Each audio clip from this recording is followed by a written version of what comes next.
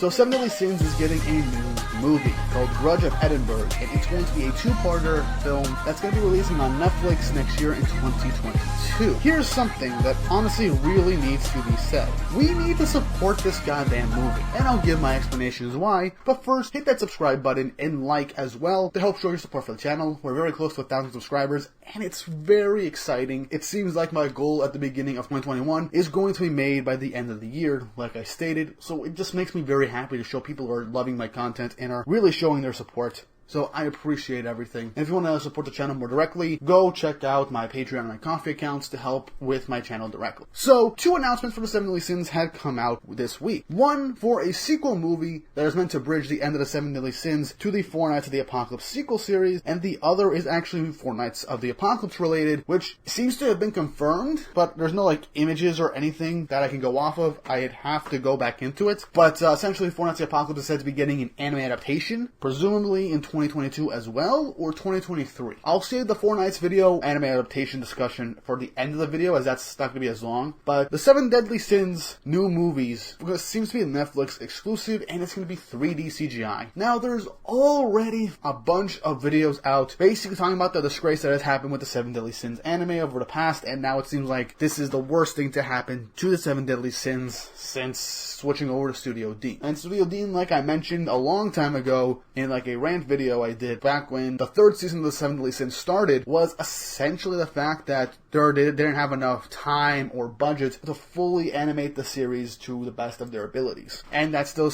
reigns true for Season 4 of the Seven Deadly Sins, the final season, but we did get a pretty decent looking movie. Quick thing is that Studio D, while for the most part, it's weird for the whole thing with Studio D and how they adapted the Seven Deadly Sins. It's basically a butchered adaptation, which is a real shame. But they did get a very emotional moment by the end of the series with Escanor that I believe they went above and beyond with what they could have done with their budget. And it feels like they really wanted to make this moment look good.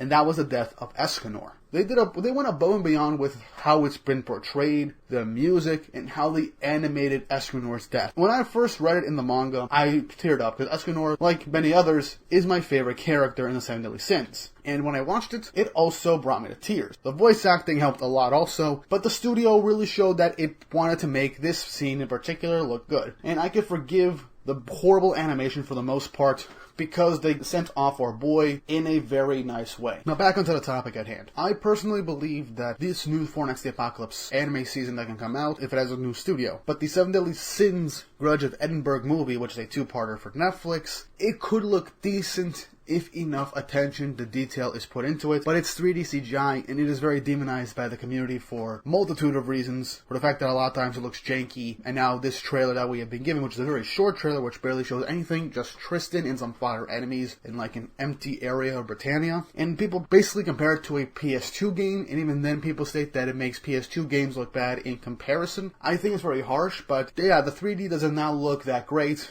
even with a close-up. 3D animation is cheaper than 2D animation because you can save models and just animate those exact same models, and all you have to do is change the facial structure and move said models in particular ways to make things easier on the production and also save some money. And that makes sense. But you got shows like Land of the Lustrous and Beastars made by the exact same studio that managed to pull off 3D animation very well. Or let me just give a Western example with Rooster Teeth using the Maya engine for Ruby. Let's be honest, it looks pretty okay. It doesn't look too bad, and it has some really nice pieces of animation, showing dedication that a lot of the animators put into working on that show, despite the writing. But 3D animation can look actually good and very well polished. Beastars and Land of the Lustrous as prime examples. But one of the main problems with the Seven Deadly Sins is that it was basically picked up by Netflix, and we had the whole Netflix jail thing. The show came out weekly in Japan. We had to wait 6 months to almost a year for that series to get dubbed and then brought on to Netflix to be binged. And by the time that was done, projects for movies or other studios for other seasons were essentially greenlit. But because a lot of good numbers for Seven Deadly Sins, they would always trend on the Netflix site, with a lot of other good shows on Netflix being ranked above them or beneath them, showing that there is an audience of the Seven Deadly Sins on Netflix, primarily overseas, that really enjoy the series despite how the series looks. Because we like Nagaba Suzuki's characters, we like his storytelling. The characters are great, varied, and they have really interesting stories and group dynamics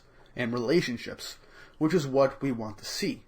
The fights are always awesome to watch, but again, the studios changed after season 2, which we were led to believe that the original animation studio did it was because the first movie tanked, but that can't be a good reason. For all we know, it could be a combination of that and the fact that they didn't get enough numbers upon the initial airing of the 7 Deadly Sins season 2, so they decided to drop it in the end. The whole point that I'm getting at is that Netflix had the streaming rights to 7 Deadly Sins overseas hurt its popularity in Japan's eyes, because while it became popular when everything came out, by the time that occurred, the numbers in Japan's and the production committees saw the numbers from Japan only, and in certain other areas that managed to get 7 Deadly Sins weekly, like legally, and they decided to swap studios, despite wanting to continue the series as the manga is still selling pretty well, and they still wanted the anime to be out to promote the manga, so they had to swap studios, and we saw the result. But now, this new movie for the 7 Deadly Sins, which is meant to bridge the end of the series with the sequel series for the Apocalypse, and have Tristan, the child of the protagonist of 7 Deadly Sins, be the protagonist of this 2-part movie, it's exclusively on Netflix from the sources that I have been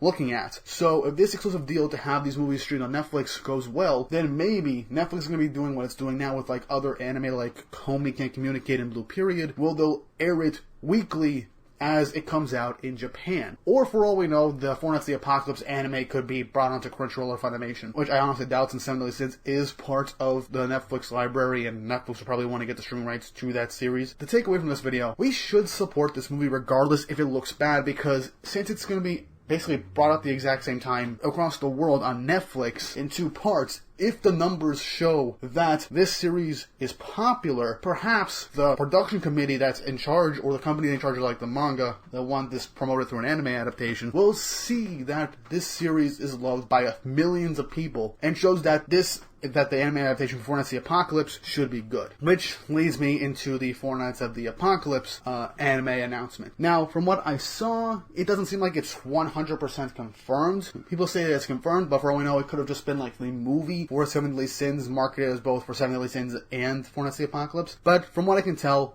it's confirmed Four Knights is getting an anime. How this could work, considering that the manga is at this point not even a year old yet? Well, they could do what they've been doing with a lot of other anime and splitting it into 2 cores. Basically, 2 12 to 13 episode seasons or parts split up within a year of each other. Either having the first 13 episodes cover, I'd say the good stopping off one would be like chapter 30 or 31, and having that end off season 1, and then wait a year for season 2, which will cap off wherever that roughly same amount of chapters could end off. That would be it. Short snippets that last like 1 season for the series, promoting the manga. People will jump on to read the manga weekly, and in this case, it could help boost the popularity of Four Knights of the Apocalypse and keep the same studio, which hopefully will do an amazing job with this adaptation if given 12 episodes instead of 24 and a pretty good budget. Hopefully it's not Studio Dean again, because I have nothing against the studio, but when they've been giving 7 Deadly Sins for their anime seasons, they haven't had the time or the budget to give it its proper dues all the way through, thus it looking janky and bad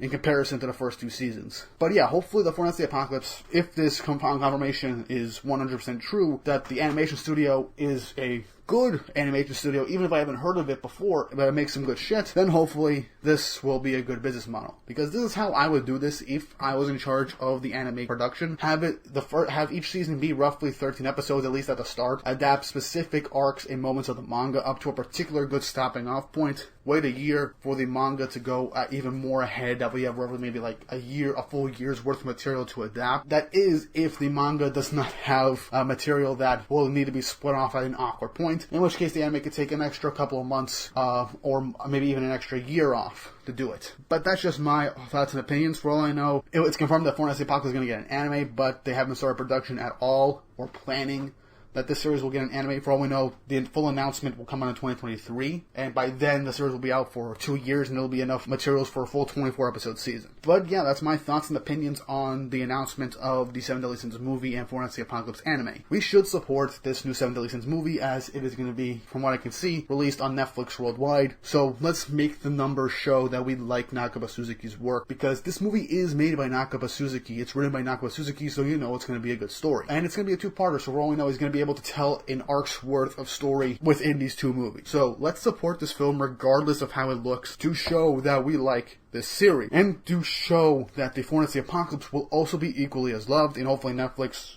will not be stubborn about this and produce Four Knights of the Apocalypse weekly alongside Japan, like how other streaming services are doing. Hope that that business model works, because I do believe that supporting a show and adding numbers to it, if it's released like around the globe, will affect its own production and whether or not a studio will continue working on it, or which studio should work on it. But yeah, that's my thoughts and opinions of the Seven Deadly Sins sequel series, getting an anime adaptation, and the new movie that'll bridge the Seven Deadly Sins and its sequel. I honestly want the movies to be good, and I hope the Four Knights anime looks amazing, but that's all wishful thinking, and we can't find out until full actual trailers come out for both. We only had a 30-second trailer for the Seven Deadly Sins Grudge of Edinburgh movies, which for all I know is only for part 1, so by then it could probably look a lot different by the time we get a full-length, a minute and a half, 2-minute trailer for said movie. But yeah, that's all I gotta say. I hope you all enjoyed this little discussion video. Leave your thoughts and opinions down below, and don't forget to subscribe. We're close to 1,000 subscribers. And with all that said and done, I hope you all have an awesome day.